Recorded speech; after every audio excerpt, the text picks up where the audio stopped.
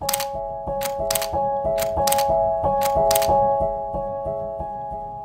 am with CAA. It's high time India has something to protect itself, right?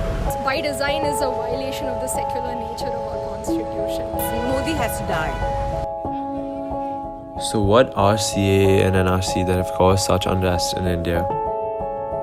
So the CAA, or the Citizenship Amendment Bill, ostensibly is a law that seeks to help refugees from religious persecution non-Muslim refugees from religious persecution in Pakistan, Afghanistan and Bangladesh who have already come into India before December 2014. So as the government would like to tell us, it only affects this small group of people. It's fine because it doesn't really affect the current citizens at all.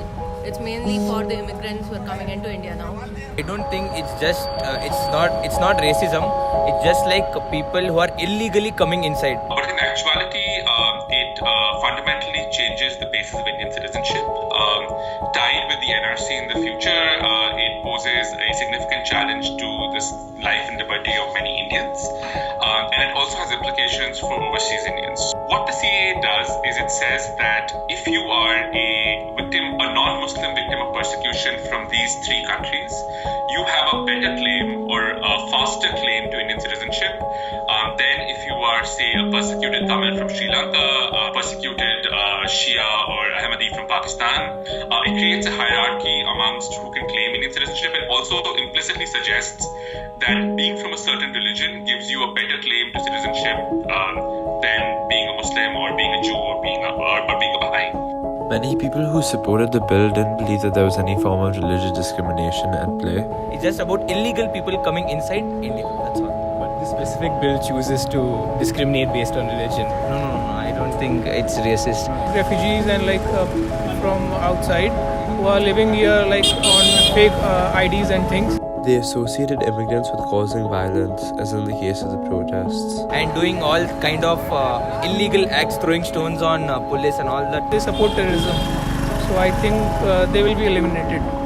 Again, I'm not very clear about the issue, but something I know is people who don't belong in India, who are from Bangladesh or Pakistan, they would have somehow got into India. That is all in there. But they won't be able to produce the documents and they'll be caught. According to me, that is right.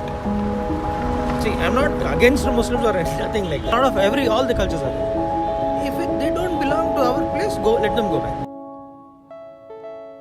So this law suggests that only non-Muslims from these three countries can be victims of religious persecution. Nobody has an issue with a law that helps refugees, provided it doesn't discriminate between different kinds of refugees.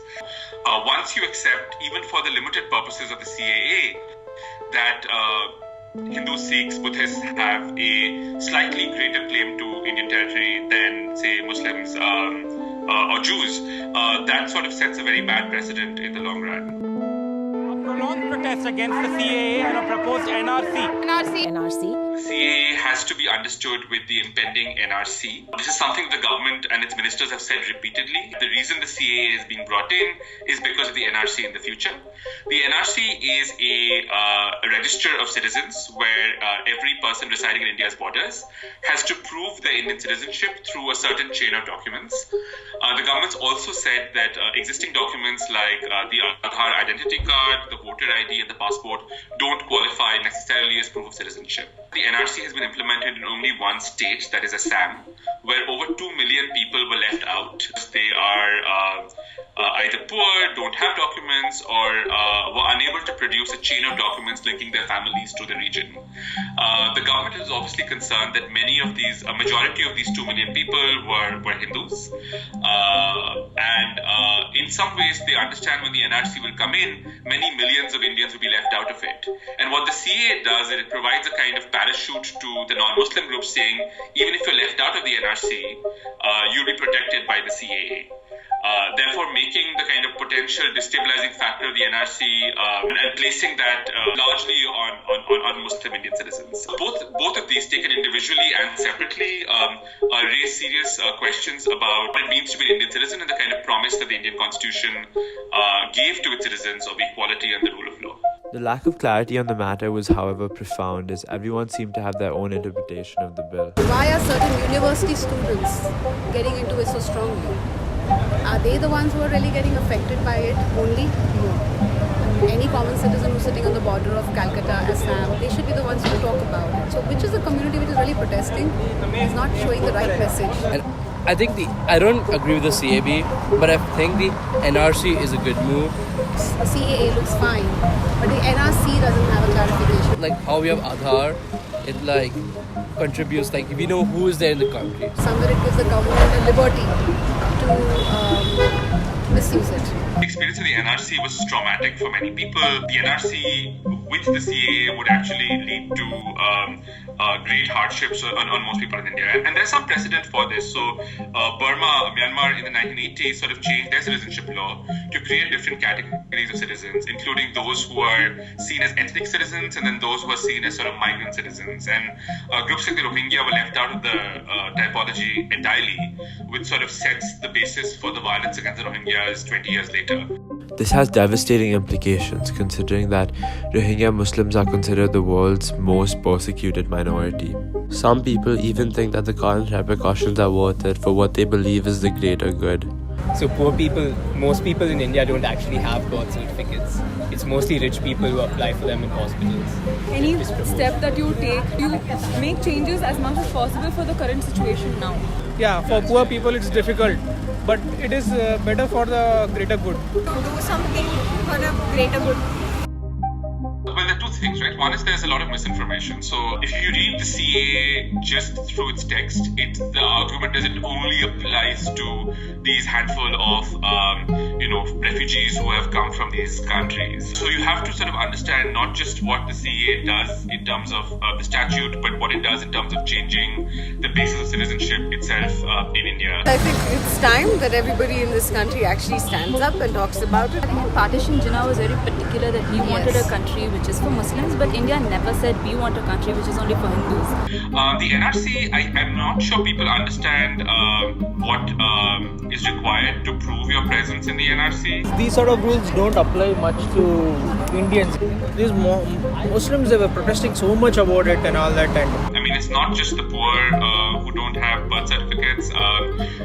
Pretty much anyone born before the 1970s in India would not have access to birth certificates. It's not enough that you have a birth certificate saying that you're born in India. You have to also show that both your parents are legally present in India. The other thing that caused a lot of problems in Assam is under the current citizenship rules, not only can the government question your citizenship, any concerned person can file a complaint saying you're a doubtful citizen, which means I can turn and walk to the magistrate's office and say my neighbor who claims he's Indian actually isn't. I don't think people are aware of the extent of the rules and the kind of bureaucratic struggles that they put forward. I have not studied it properly what is happening actually, so everybody is right in their own views. The government is right in their view, people are right in their view. Neither against or not support.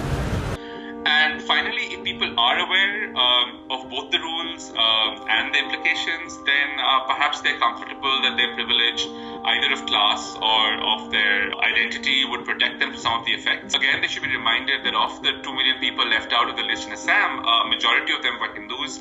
Many of them came from professional classes, and they are facing constant harassment, limited ability to travel, high costs, both financial and emotional, of having to deal with the system.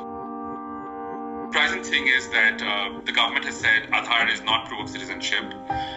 Neither is your voting card. Neither are your passports. So one wonders, how has the state been functioning, and none of these are indicators of what it means to be a citizen.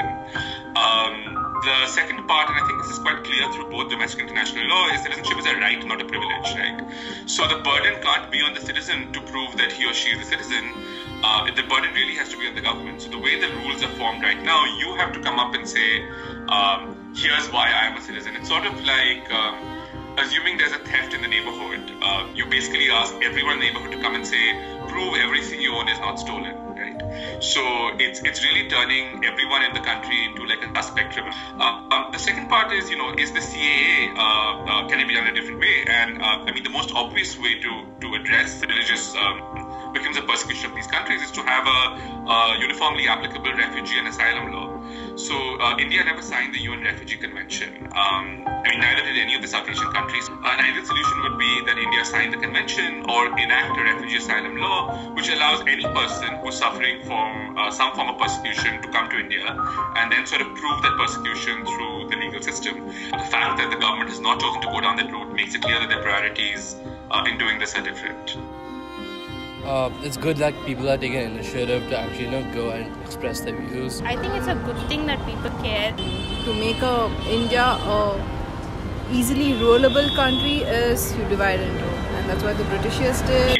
It's quite clear that at its core, almost a kind of Pakistan-Israel model of citizenship, where citizenship is tied to your religious identity rather than your territorial identity. Well, actually, why should you discriminate people? We're all friends, brothers. Even if you're talking about bringing in migrants, that's fine, but you can't divide them based on religion. I think we still need to build momentum and continue protesting. It's been striking that these protests are not led by political parties but by ordinary people, because it seems that it violates a very fundamental understanding of what it means to be an Indian.